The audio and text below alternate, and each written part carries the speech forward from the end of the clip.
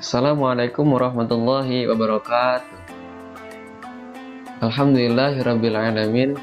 Wassalatu wassalamu ala asrafil anbiya'i wal mursalin wa ala alihi washabihi ajma'in.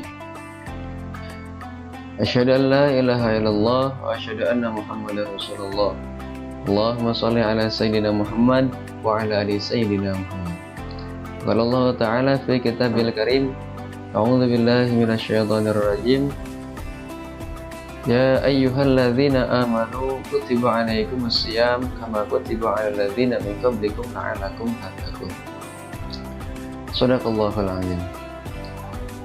Para hadirin yang dirahmati Allah, Rasulullah sallallahu alaihi wasallam bersabda dalam hadisnya, "Innallaha yarfa'u bihadzal qur'ani aqwaman wa yad'u bihi akharin." Yang artinya Allah akan mengangkat dengan Al-Quran suatu kaum dan juga menurunkannya. Sebetulnya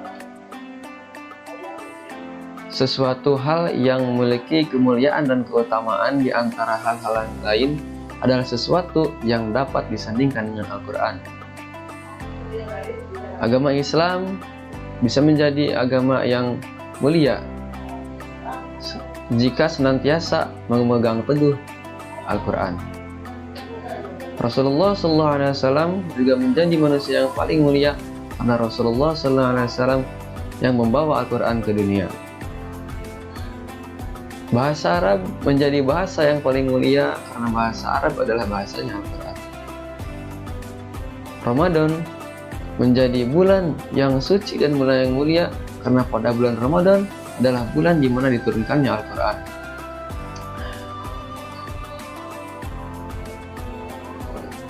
Keistimewaan bulan Ramadan, saking istimewanya bulan Ramadan, Allah menempatkan satu malam pada bulan Ramadan, yaitu malam yang lebih baik daripada 1000 bulan. Yang mana malam itu disebut dengan malam Lailatul Qadar. Nah, lalu bagaimana sejarah isyarat puasa Ramadan yang dikerjakan oleh umat muslim? Dahulu sebelum diturunkannya syariat untuk melaksanakan kewajiban berpuasa Ramadan, Rasulullah SAW beserta para sahabat telah mengerjakan puasa terlebih dahulu di kota Mekah, yang mana dahulu itu puasanya disebut dengan puasa Asyura yang dikerjakan pada tanggal 10 Muharram. Nah, pada saat Rasulullah SAW bersama para sahabat hijrah ke Madinah, Rasulullah bertemu dengan kaum Yahudi yang juga melaksanakan puasa pada tanggal 10 Muharram. Lantas Rasulullah bertanya kepada kaum Yahudi tersebut, untuk apa kalian berpuasa pada tanggal 10 Muharram yang disebut puasa Asyura itu? Lalu Yahudi menjawab, kami mengerjakan ibadah puasa ini untuk memperingati ditenggelamkannya Fir'aun dan merayakan kemenangannya Musa alaihissalam. Pada saat itu turunlah wahyu dari Allah yang memerintahkan umat Nabi Muhammad SAW untuk mengerjakan puasa Asyura. Nah, lalu Rasulullah SAW juga bersabda kepada para sahabat, kepada umatnya, kalian lebih berhak bangga daripada kaum Yahudi kepada Nabiullah Musa alaihissalam.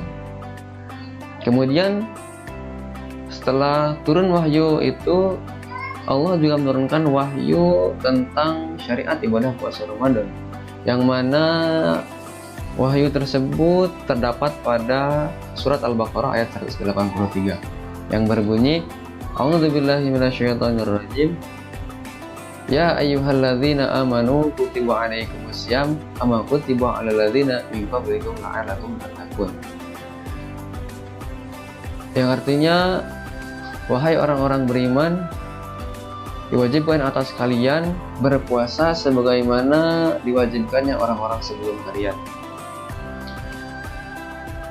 Nah, semenjak ayat ini turun, genaplah kewajiban puasa Ramadan.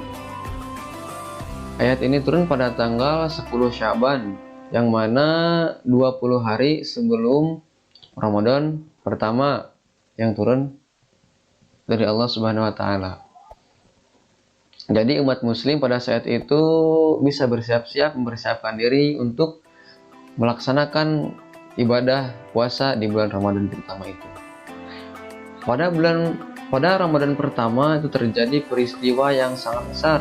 Salah satunya adalah peristiwa Perang Badar Al-Kubra, yang mana pada saat itu umat muslim keluar dari kota Madinah itu berjalan lebih dari 150 km dan juga sedang melaksanakan ibadah puasa Ramadan pada bulan pertama, sehingga kondisi saat itu umat muslim yang lelah, tetapi mereka bisa mengerjakan puasa Ramadan beserta perang itu dengan atas dasar ketaatan mereka kepada Allah Subhanahu wa taala dan ketaatan mereka kepada Rasulullah SAW.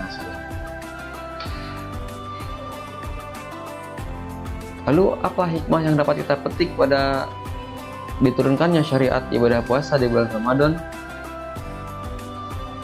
Ibadah puasa di bulan Ramadan itu bukan ritual tahunan saja, melainkan kewajiban yang turun dari Allah.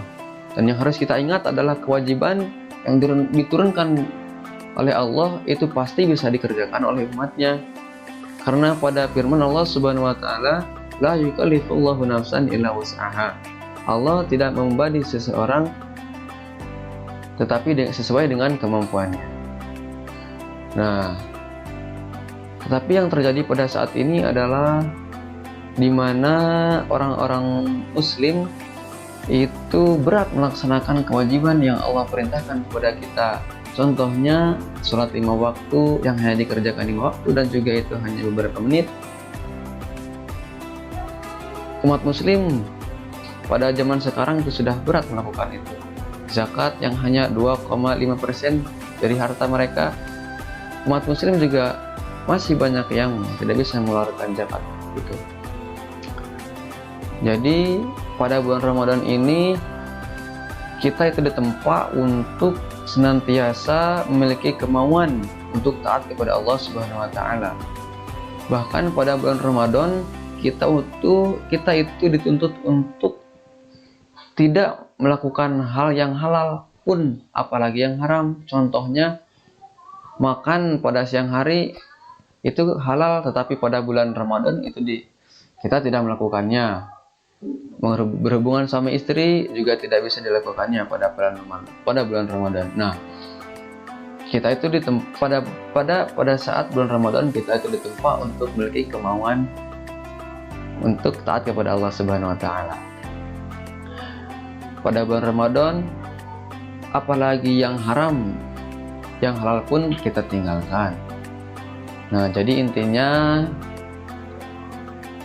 hikmah yang didapat pada turunnya syariat ibadah puasa Ramadan adalah kemauan, yaitu kemauan untuk taat kepada Allah Subhanahu wa taala.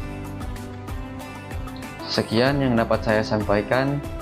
Mohon maaf atas segala kekurangan. Wabillahi taufiq wal hidayah. Wassalamualaikum warahmatullahi wabarakatuh.